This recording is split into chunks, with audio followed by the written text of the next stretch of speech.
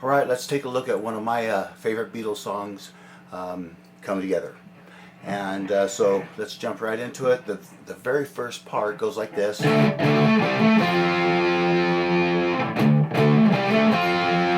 of course, a little more heavier driven here with the Friedman and the Wagner, but this is the riff. So what you do is you place finger 1 on fret 10, string 6, and you put finger 3 on fret 12, string 5, gives you that D5 chord, like that. So, and then what you do is you hammer string 5 from fret 10 to fret 12 with from your first finger to your third finger.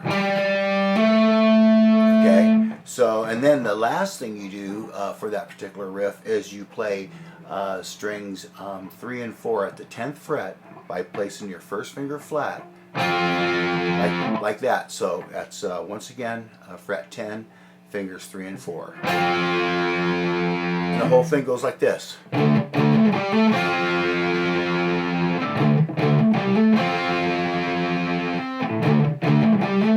4 times. So they do that 4 times. So then after that, they do 4 measures of this. And that's done by putting your first finger and your third finger, just like I told you earlier, it's that D5 chord. But what you're going to do now is you're going to be alternating with your pinky finger on fret 14, string 5. So it's going to go like this. So see how I'm lifting up my pinky? So that goes like this: 1 and 2 and 3 and 4 and 1 and 2 and 3. And so you do 4 measures of that, and then it slides down to your A and 2 and that's done by the same kind of chord fingering. First finger is fret 5, string 6. Third finger is string 5, fret 7. I think I said string 5. This is string 6. String 6, fret 5. This finger here, and this finger here is string 5, fret 7. So, and it goes like this. Oh, and then your pinky finger goes to fret 9 on the 5th string. And 4 and 1 and 2 and 3, 4 and then a G5 chord, same kind of fingering, 3rd fret, 5th fret, same kind of deal. Okay, so after he does that, he goes back up to this for another 4 times. And then once again, same routine. But now, next time when he does this, and ends on that G chord, so it goes like 1 and 2 and 3 and 4 and 1, 2, 3 to a B chord, 1 and 2 and 3 and 4 and 1. So that's the next thing that happens, and that's done by putting your first finger on fret 2, string 5, and either your pinky or your third finger holding down the 2 middle strings, 3 and 4, at fret 4. And then, so it's your basic B power chord. And then A power chord, it's an open 5th string, and then you're holding flat there on strings 3 and 4, 2nd fret. So it's 3 counts here, 1 and 2 and 3 and A, 4 and then you go to your G, 1 and 2 and 3. And so that's that whole sequence. So I'll show you every part now. So here's all the rhythm parts. Oh, I'm sorry. Let's start from the very first one. That's the first one. And the next one.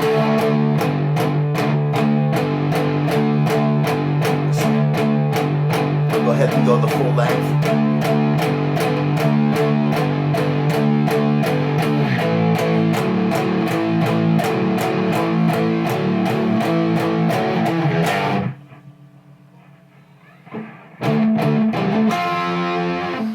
And that's the first time around. And the next time we go, he does the B chord thing.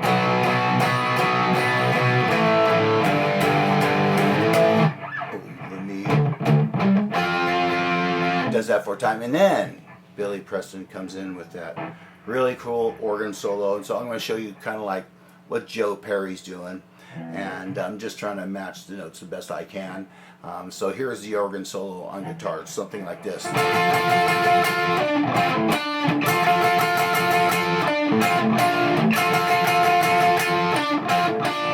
Okay, and so let's take a look at that. So what I'm doing is I'm playing with my finger flat, first finger on strings 2 and 3, fret 10. I'm going matching the organ rhythm there, and then I'm going to my D note on string 4, fret 12. So I'm going, and then the next thing I do is I play strings 3 and 4 with my first finger on fret 10, and then I put in my third finger onto the root note again, but still holding down the third string here on fret 10, kind of giving that little D minor chord. So I go, and I'm just doing that just to match the organ. Sounds something like this.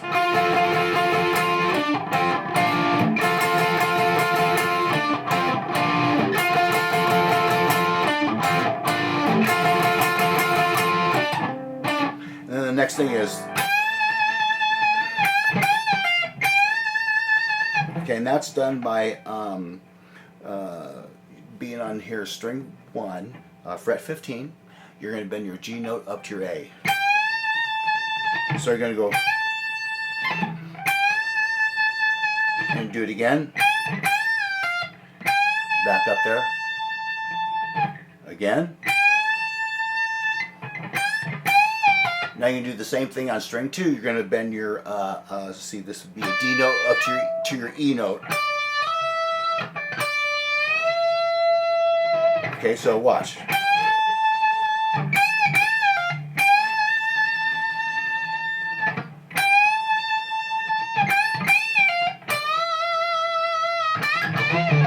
And then the last thing you're going to do is this. Back to string 1. I apologize, a little sloppy. Let's run through that again. First string.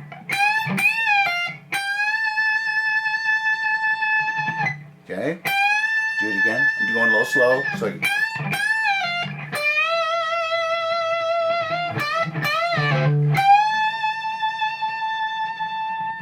okay. So there you are. There's the whole little middle solo section and rhythm section. Now the reason why I'm going to make the end solo separate, because I want to explain what he's doing there in the bending. It's really cool.